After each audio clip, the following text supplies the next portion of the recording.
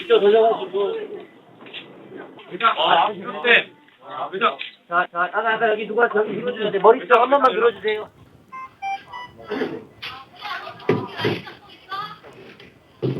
응급실의 밤은 오늘도 생과 사를 넘나들고 있습니다. 환자분 이름 뭐예요? 어머니 운전자셨어요? 네, 운전자요. 운전자 차랑 부딪혔나요? 그랬죠. 그래요. 늦은 밤 두려움과 아픔에 우는 아이들은 엄마와 의료진 모두를 지치게 합니다.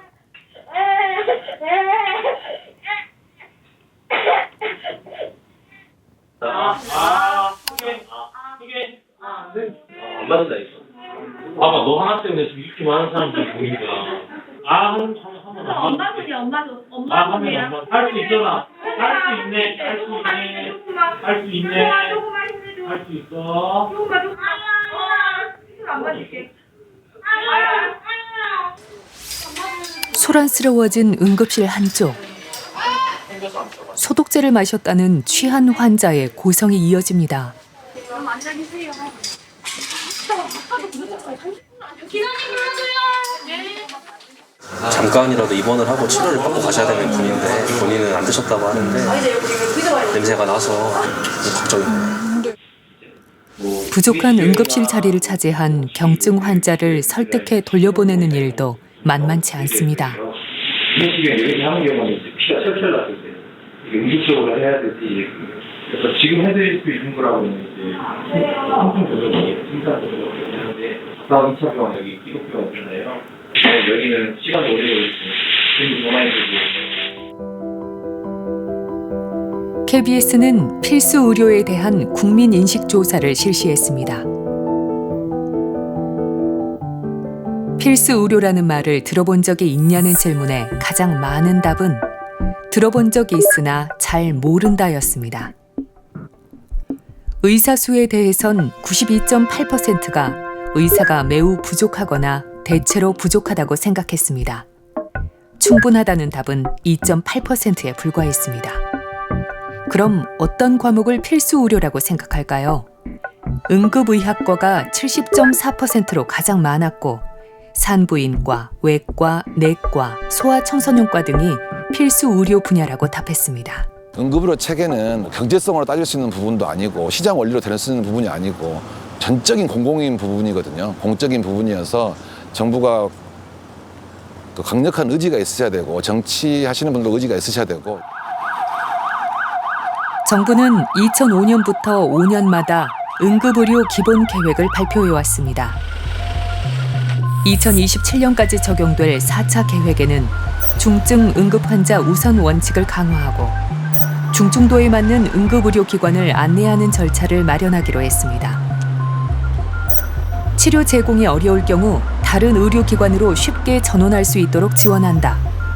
요일별로 지역병원들이 순환 당직하며 응급실을 운영한다는 내용도 포함됐습니다. 하지만 의료 현장을 제대로 반영 못한 정책이라는 지적이 20년째 이어지고 있습니다. 경증 환자를 정확한 기준이 없습니다. 그럼 어디까지가 경증이고 어디까지가 중증이냐. 중증도 분류할 때 주관적인 개념이거든요. 중증도 분류는. 그다음에 두 번째는 그 경증 환자를 만약에 진료를 우리가 하지 않고 외부 병원으로 보냈을 때 그 병원에서 환자가 안 좋아졌다. 민사상이나 형사상의 책임은 누가 져줄 것이냐. 라는 걸 또 고민을 한번 해봐야 될 것 같고요. 더욱더 중요한 것은 충청, 강원, 경상, 전라를 다 통틀어서 이 중증 환자를 보는 이 상급 종합병원 센터에서 경증 환자를 어디로 보낼 것이냐. 제 경험상으로 보면 경증 환자들을 돌려보내기 위해서 많은 시간과 노력을 또 투자해야 될 거거든요. 그러면 시간이 지나가게 되면 결국에는 수용을 하는 쪽으로 분위기가 흘러갈 거고 그렇다 보면은 결국 경증 환자 유도도 그렇게 큰 실효를 거두기 힘들지 않을까.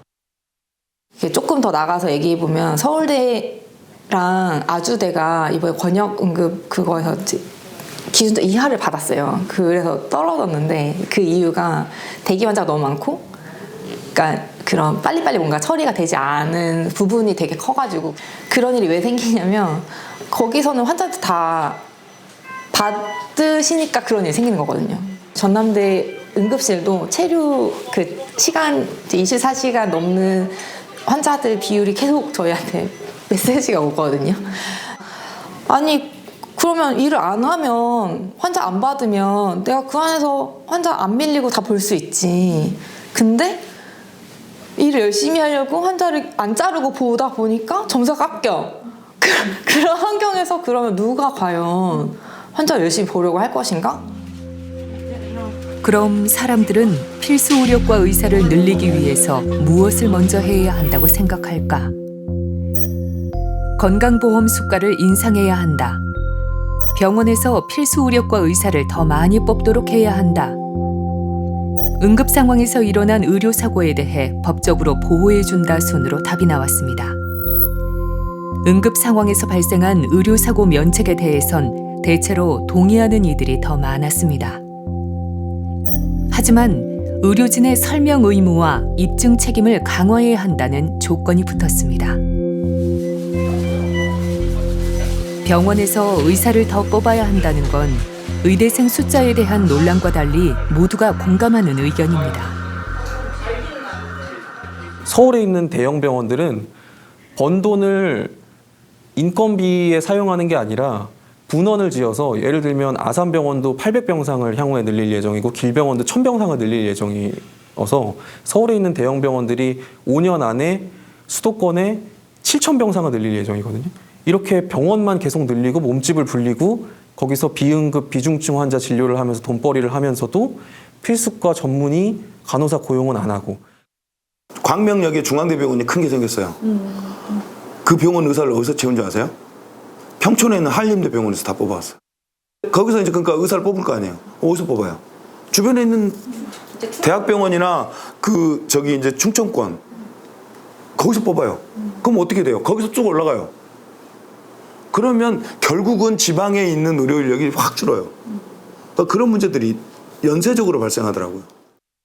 원래는 백병상은 종합병원입니다. 그래서 종합병원에서는 내과, 외과, 산부인과, 소아과를 다 필수적으로 둬야 된다라는 게 2000년도까지의 정책 방향이었어요. 근데 2001년도에 중소병원이 어렵습니다. 그랬더니 중소병원 살리기란 이유로 내과, 외과, 산부인과, 소아과 4개 중에 3개만 있어도 됩니다라고 그리고 법을 바꿔줬어요. 300병상까지는. 그랬더니 어떤 현상이 일어났냐면 산부인과하고 소아과만 빠져요.